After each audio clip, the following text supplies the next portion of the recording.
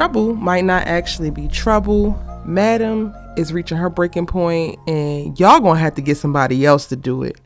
While Amp cannot stop being whack AF. What's good, y'all? It's your good sis Erica Vane coming to you right here on Erica Vane TV with another All the Queens Men video, and we are talking the premiere season 3 episode 1 of All the Queens Men. If you're new here, go ahead and hit that subscribe button and turn on your bell notifications so you don't miss out on any of my All the Queens Men content and conversations, because you know I got you. I've been breaking down the series since the very beginning, and we're not going to stop now. So let's get into this premiere episode, which, while it had a ton of action and a bunch of things going on, when I really sit back and think about it, it really left a lot to be desired. There was so much dialogue that was unnecessary. The pacing was a little bit all over the place. The episode felt like it should have ended at points, but then kept going. So it just felt a bit wonky. And while we get the continuation of the storylines that were laid out beautifully in seasons 1 and 2, I'm also left like, did I actually enjoy this episode, or am I just happy to see these characters back again?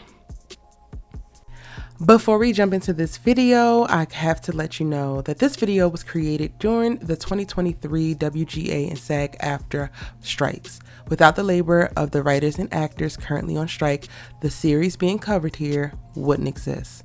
Through the duration of these strikes, my company and I stand in solidarity with both unions and are refusing paid opportunities presented by struck companies such as the 8 major Hollywood studios.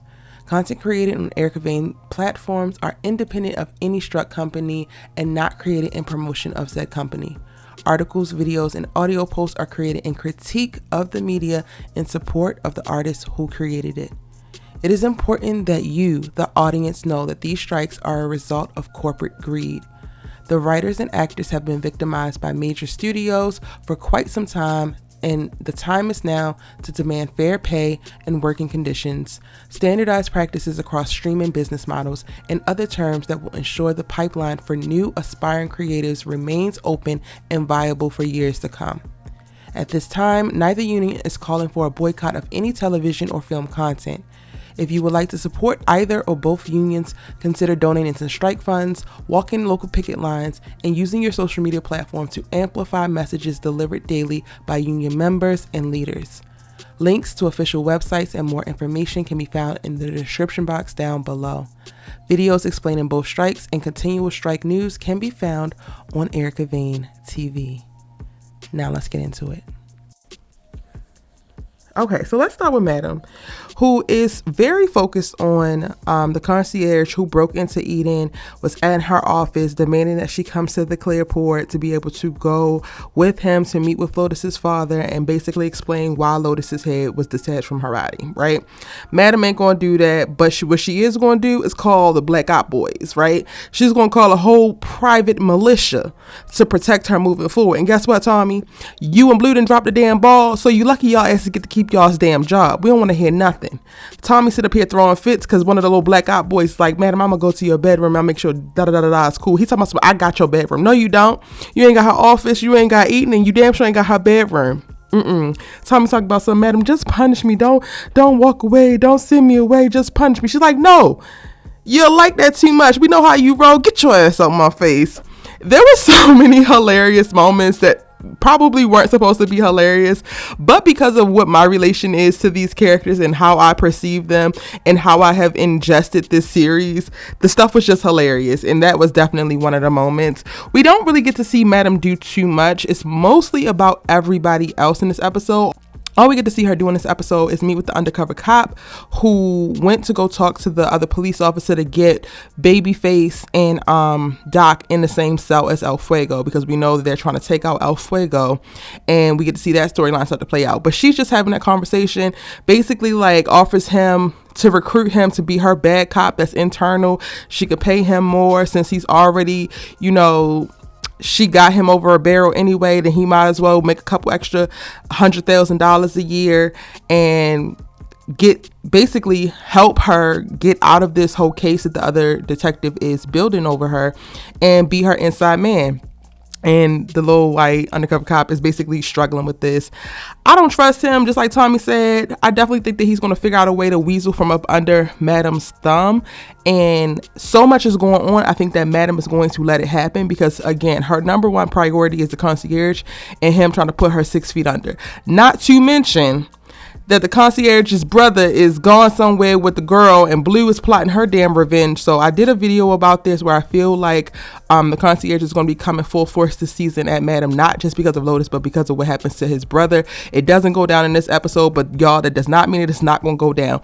Check out that video if you want to have that conversation around Fernando and how Blue takes his ass out, because I think that he's basically a dead man walking. The way that Blue had to pick herself up out them bushes and deal with that old lady that was just like, oh my God, are you okay? While she's walking her damn dog.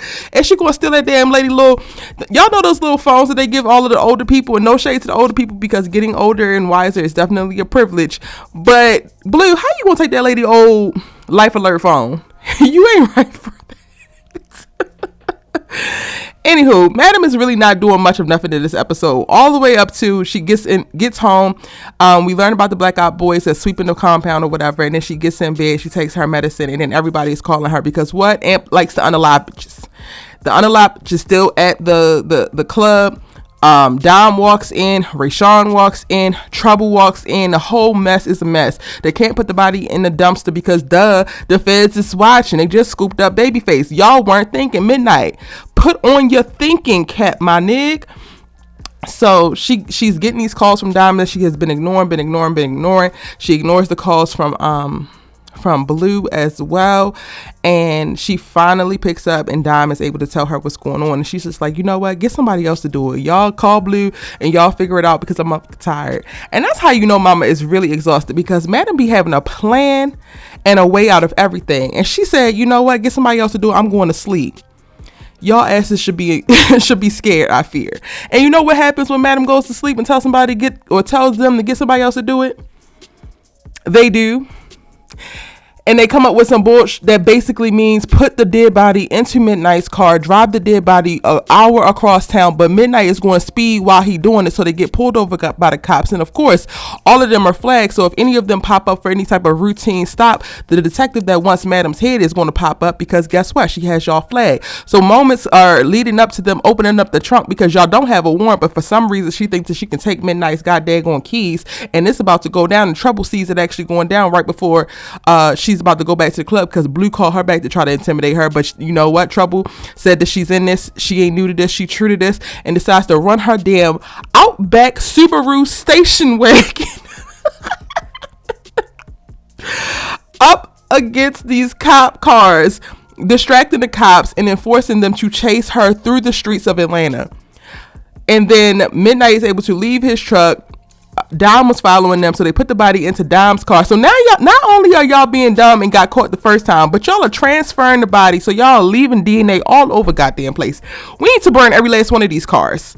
Once this is all said and done, we need to burn every last one of these cars. Y'all literally wrap this body up in what you said was a rug, but it looked like a blanket, and it looks like a goddamn body. Y'all ain't got no trash bags. Y'all don't got nothing. Y'all ain't chop up none of the pieces, or like... This is why, Madam, you cannot tell them to get somebody else to do it. There is nobody else to do it. These are simple, and they're waiting to go to jail. Y'all are not true to this. You're just not. Now, let me get on Amp's ass real quick, because I don't like this, and he just confirmed it in this episode. Why do you still have an attitude with Dom? You still worrying about who Dom, and you still worrying about Dom potentially getting your aunt to kill you, or helping your aunt potentially kill you? Sir, let it go. You done killed 2 women at this point. You don't have no moral high ground, Amp. Shut your dumb ass up, because you look stupid. I'm sorry, not sorry. You look dumb. This attitude that he holds with Dom, and Dom consistently apologizes to this boy. I'm like, Dom, if you don't stop apologizing to this goofy ass nigga, apologize to yourself for ever giving him some. Apologize to yourself for ever looking his way.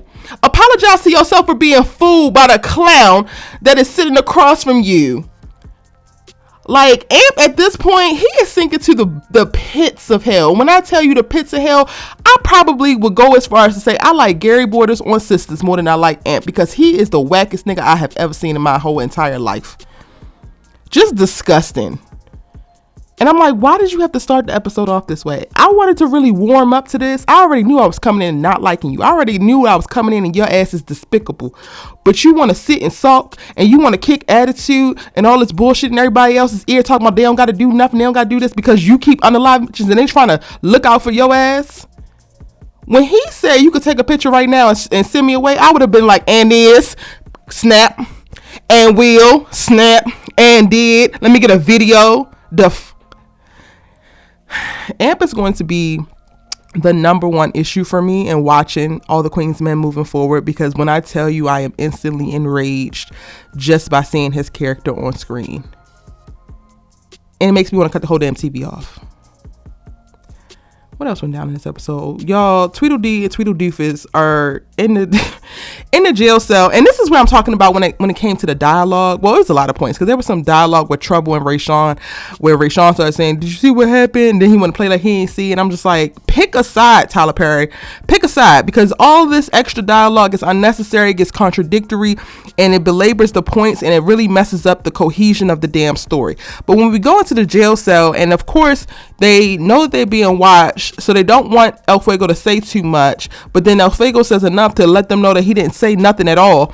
And then they still got an attitude. They keep telling him shut the fuck up, but then they're also doing it from a place where it's like they want to move forward with taking him out, and it just didn't make any damn sense to me, because one, only the three of y'all are in here. If he turns up dead tomorrow, even if the lights go off, y'all did it.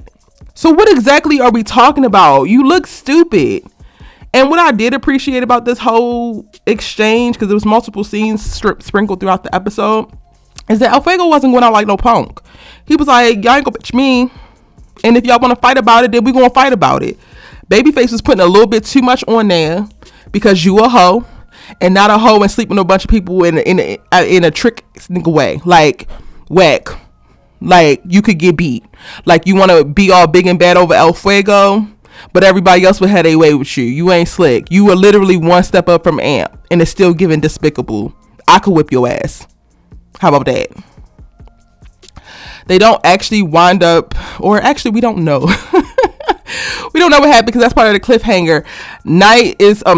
Doc is trying to choke him out, and they're basically trying to jump him by the end of the damn episode. And I'm just like, all of this is happening, and I don't even know why. Like, I get y'all said because he's snitching, but also he's not. The damn detective is talking to the little undercover, talking about she don't have nothing, but when he goes to check his computer and then break into it, he's like, oh, she's going to meet with the DA tomorrow, and then she's going to go do this and this and this, and she has all this stuff lined up. But then she just say in the hallway that she ain't have shit. So then what are you telling madam? Like, this is what I'm talking about when I say that the dialogue is just incohesive to the story that Tyler Perry is trying to tell, and I'm gonna need him to give Christian Keys back the reins. Kristen, do you want to write again? Because we kind of need you to write, sir. We need you to write. The episode wasn't bad. I just wish it was a little bit more cohesive. I wish the pacing was better.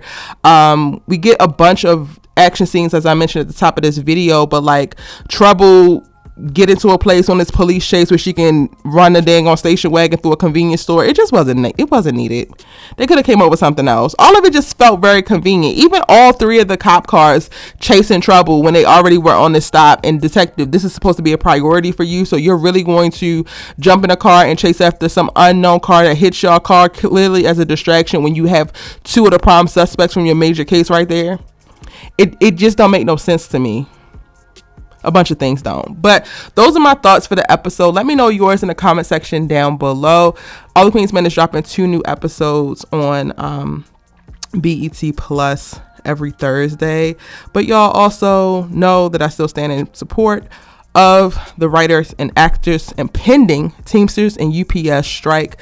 This video is done in critical review of the series, in support of the artists who made it and not the corporation or the parent corporation who might be responsible in producing it. Again, drop your thoughts in the comment section down below. Hit subscribe if you haven't already, and I will see you in the next video.